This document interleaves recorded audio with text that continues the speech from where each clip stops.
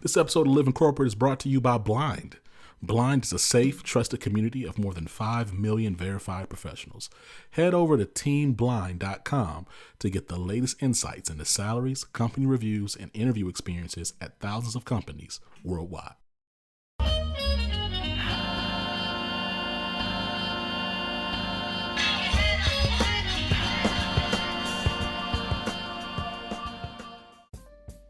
What's up, y'all? It's Zach with Living Corporate, and oh my God, we have an incredible interview for you today. Kamau Bell, man. Yes, dog. We had him on the show. We got him. I'm so excited to get to this interview. We talk a little bit about his book, Do the Work. Make sure you click the link in the show notes. And we talk a little bit about his show on CNN. And look, I'm just so excited to get to this. And he said he'd come back, you know what I'm saying? So we can hold him to that. And before we get to the interview, I will say this, though. It's that we use a lot of these phrases. And it's important to honor where the phrases and this language came from. It's easy to get distracted because you see white supremacists who want to co-opt it or undermine it, or white lazy liberals who want to, colonize it. But the reality is that, doing the work means usurping structures and systems that have historically and continue to oppress historically marginalized people. I am so honored that I've been able to meet some really great people who have really doing the work. And the work doesn't always exist on the mic or in front of the camera, right? The work exists in those tough conversations, in the boardrooms, with your families, in meetings.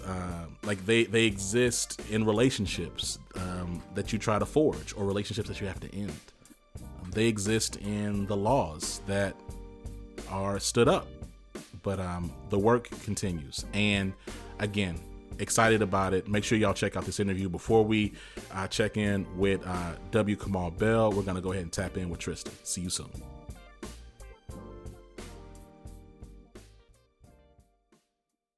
Living Corporate is brought to you by Doximity. Doximity is committed to fostering an inclusive and diverse work environment where differences are valued, practices are equitable, and employees experience a sense of belonging that allows them to bring their full, authentic selves daily. As medicine's largest network, there's an elevated level of responsibility to everything we do. We don't take that responsibility lightly and are committed to working towards a more equitable world inside and beyond our virtual office walls. So if you want to learn more about Doximity, go to your app store and type in DOXIMITY. Again, that's DOXIMITY.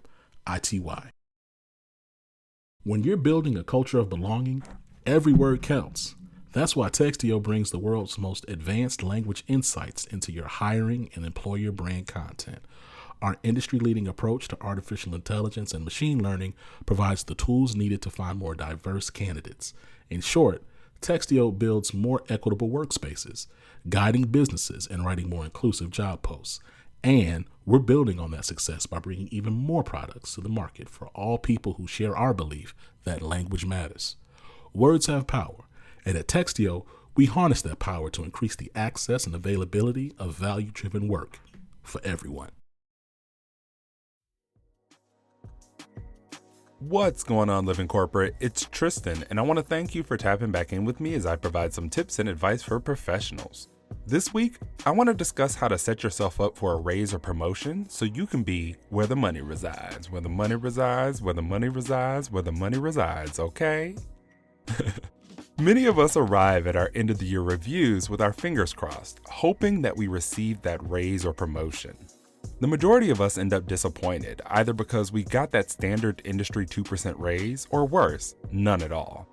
That's never a fun space to be in, but there are a few steps you can take to increase your chances of landing a higher raise or that promotion you were seeking. Many of the things we are going to discuss were inspired by a thread I found on Twitter by Simone B, at Simone MBANNA. So let's dive into them. It starts at the beginning of the year when you're setting your goals with your boss. Take some time to identify the intersection of what the company wants and what you provide. Where those two things overlap is what you can do for the company, your unique value proposition, if you will. All of your goals should be derived from this area, as they will serve the dual purpose of meeting the company's goals and meeting some of your own professional goals. When setting these goals, you want to focus on things that are relevant to your personal and professional goals, things that are impactful to the company, and finally, things that can be measured or quantified. Use the acronym RIM, R-I-M, to remember where you should be focusing: relevant, impactful, and measurable. Many professionals make the mistake of waiting until a performance review to discuss a raise or promotion.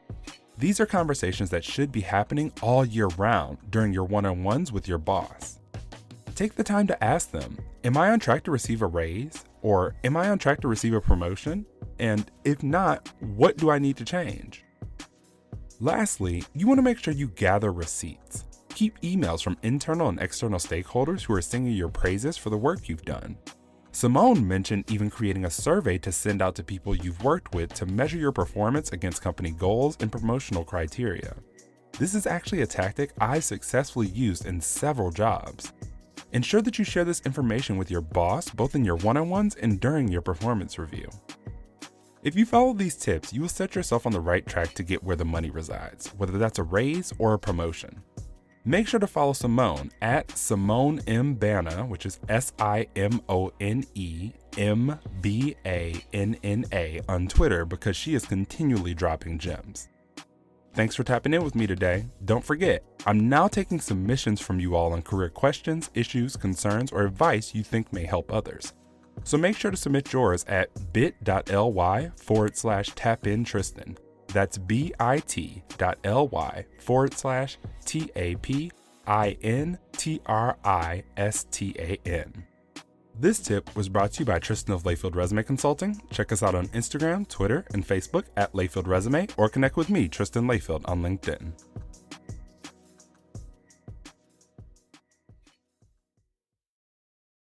This episode of Living Corporate is brought to you by Blind. Blind is a trusted community of more than 5 million verified professionals. On Blind, professionals connect and have honest discussions about salaries and what it's really like to work at or interview with a company. You can also join your private company channel to have a candid and safe conversation with your coworkers about what's really going on. And because it's anonymous, you can be honest and trust what you read. Check out teamblind.com to get the latest insights and the answers to your workplace questions. Living Corporate is brought to you by Doximity. Over 90% of graduating medical students join Doximity to use our tools before earning their doctoral degree. As medicine's largest network, there's an elevated level of responsibility to everything we do. We don't take that responsibility lightly and are committed to working towards a more equitable world inside and beyond our virtual office walls. You want to learn more about Doximity? Make sure you go to your app store, type in DOXIMITY. That's DOXIMITY.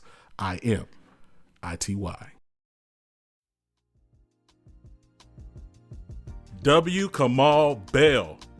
Hey. Hey, man, I'm going to ask you a loaded question off top. How you doing, man? I'm doing. I am highly favored. What's the expression? Blessed and highly favored. Amen. Yeah. So I'm. So I'm doing. I could complain, but I know I'm doing better than most, and I am in a very privileged position in my career and ability to sit here and talk to you about all this. So I'm doing good. You got the bars off top. All right, look. Now you've made a career of helping us laugh at the idiocy and absurdity of oppression while also dropping bars.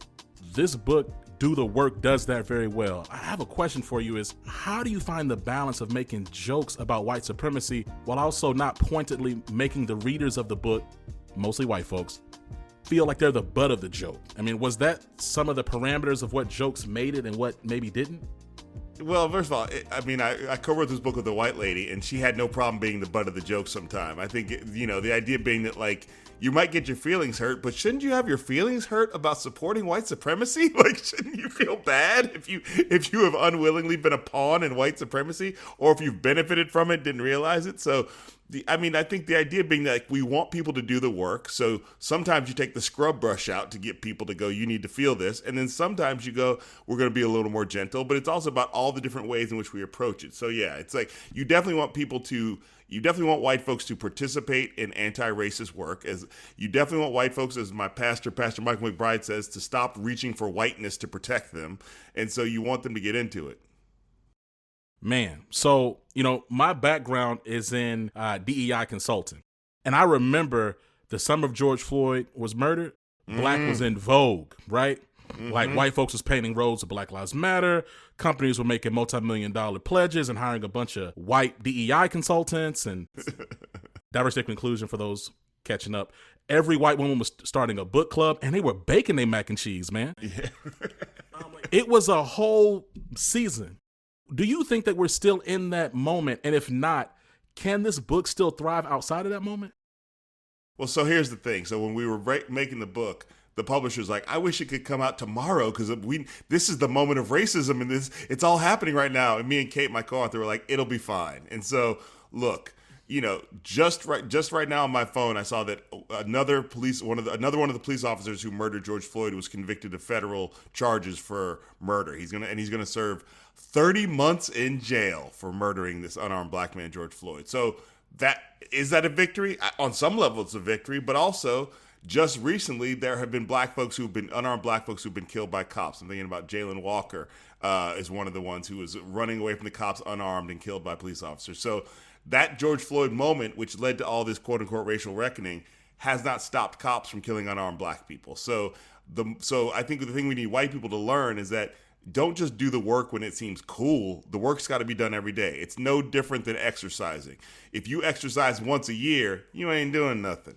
If you have to exercise regularly to get the benefit of that work. And it's the same thing with anti-racism.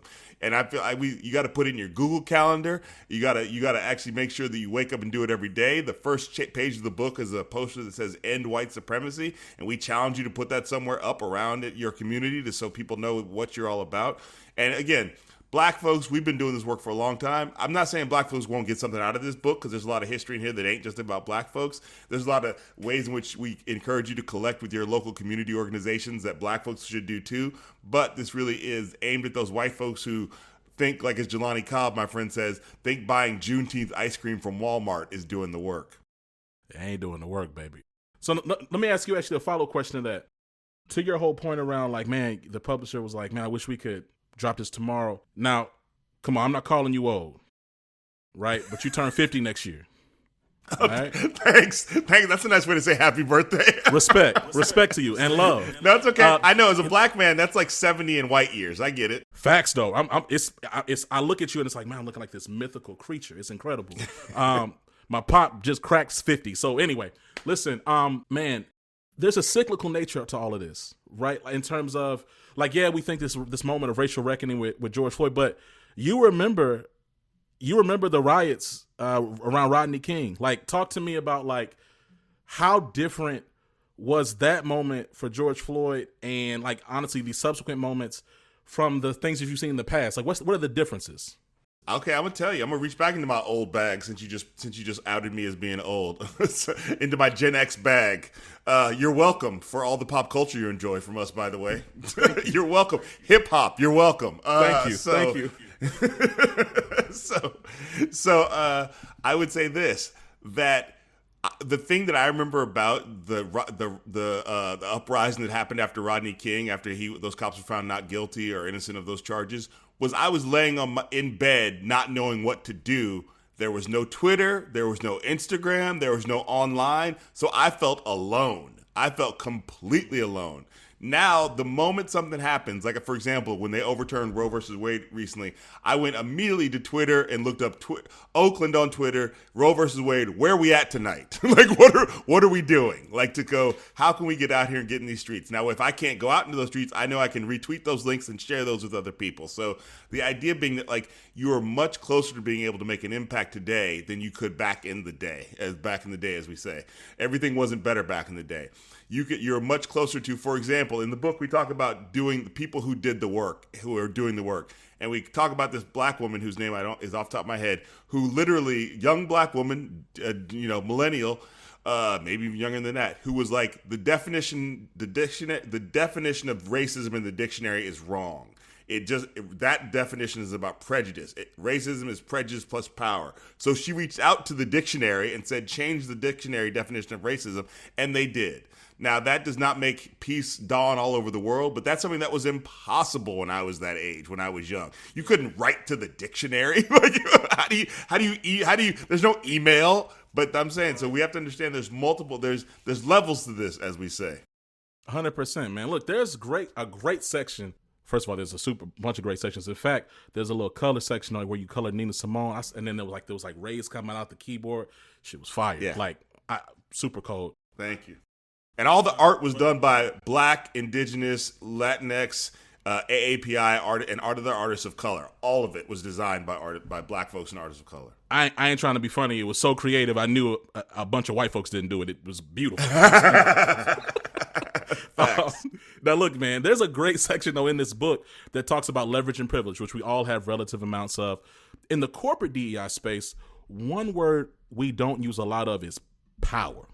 The concept of having control and authority. Yet, for real change to happen, power has to be redistributed to those on the margins. Yes. And you have to recognize what your power is. And so I think a lot of people get caught up in like, I'm not Mark Zuckerberg or Elon Musk, so I don't have white privilege. And the fact is like, there's lots of ways. We joke, can you yell at a police officer and get away with it? That's a level of power. Is a parking ticket just slightly annoying to you? That's a level of privilege. My daughter, who's 11, last night did the check your privilege section and was like, look how much privilege I have. She's an 11-year-old mixed race Black girl living in Oakland, and she recognizes I have more privilege than I thought I had. So if she can do that, white people can do that. We can all do that. Thank you. Because that's what I was going to ask was, do you see the leveraging of your privilege as interchangeable with sharing power?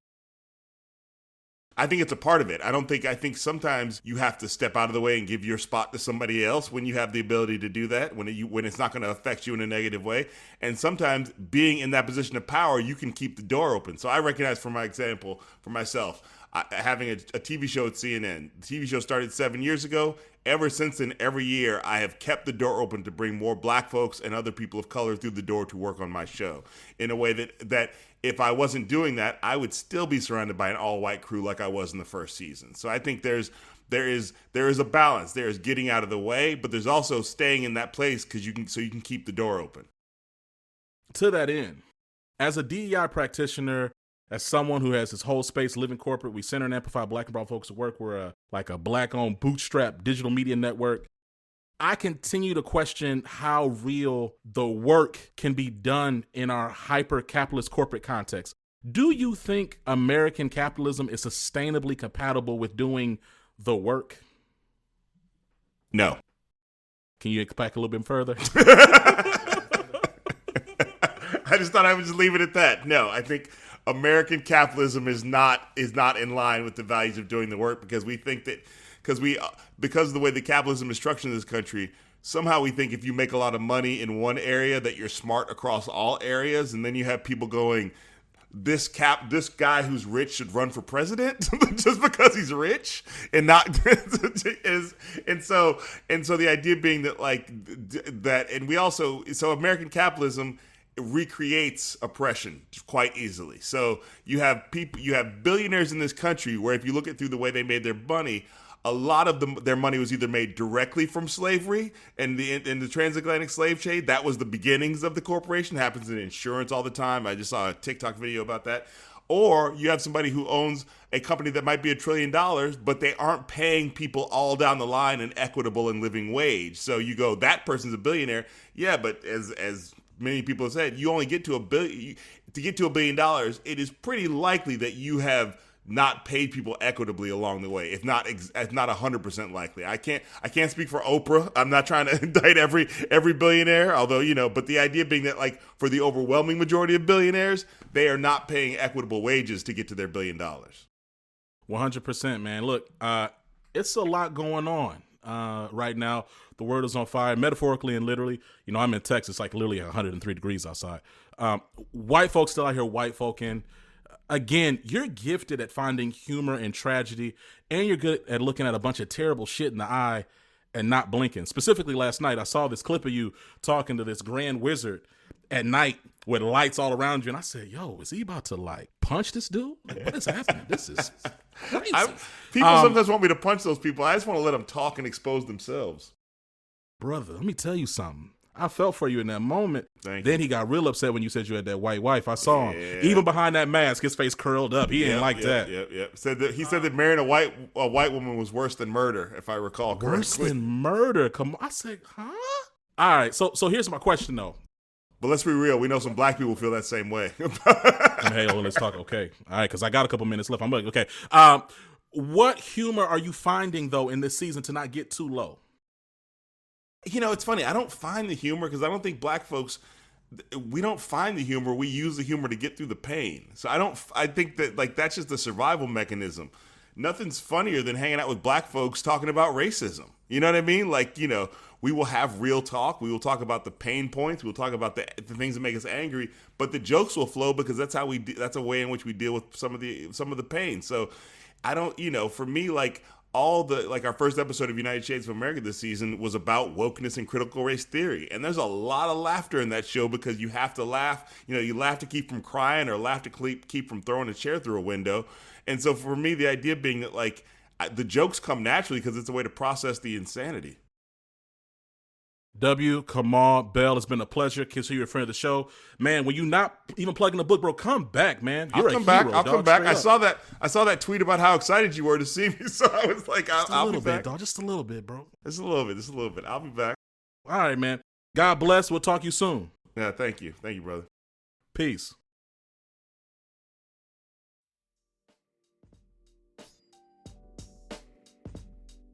And we're back. Yo, again, shout out to Kamau Bell. So excited, so thankful to have him on the show. Make sure you check out Living Corporate. We hear almost every doggone day between our entire network. We definitely got something for you every day. And if you haven't checked out the new website, yo, go to living-corporate, please say the dash.com. It's really important. It's an unbelievable platform, right? Truly. Create your profile, select your interests, and you will get from our own library content pushed to you, recommended to you that is highly relevant to your experience and the things that you're looking for so you can learn and you can grow. All right. It's important, critical that you check it out, create the profile, and give us 5 stars on Apple Podcasts, right? All right, for real, like, show us some love. What else, man? Got a Patreon. Got the merch. There's all the links in the show notes. You know what I'm saying? I'm not about to plug a bunch of stuff right now. And also, don't forget to do the work, all right? This has been Zach. We'll Live in Corporate. We'll catch up with you soon. Peace.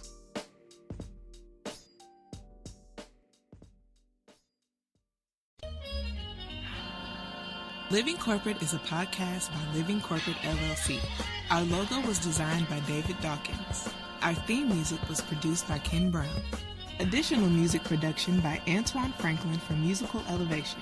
Post-production is handled by Jeremy Jackson. Got a topic suggestion? Email us at livingcorporatepodcast@gmail.com. You can find us online on Twitter, Facebook, Instagram, and living-corporate.com. Thanks for listening. Stay tuned. Living Corporate is brought to you by Textio. Today's top talent is everywhere, representing everyone.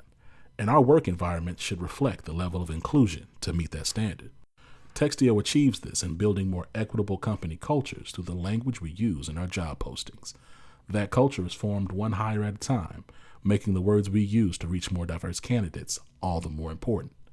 Our advanced language insights and employer brand content is what drives our mission of inclusion.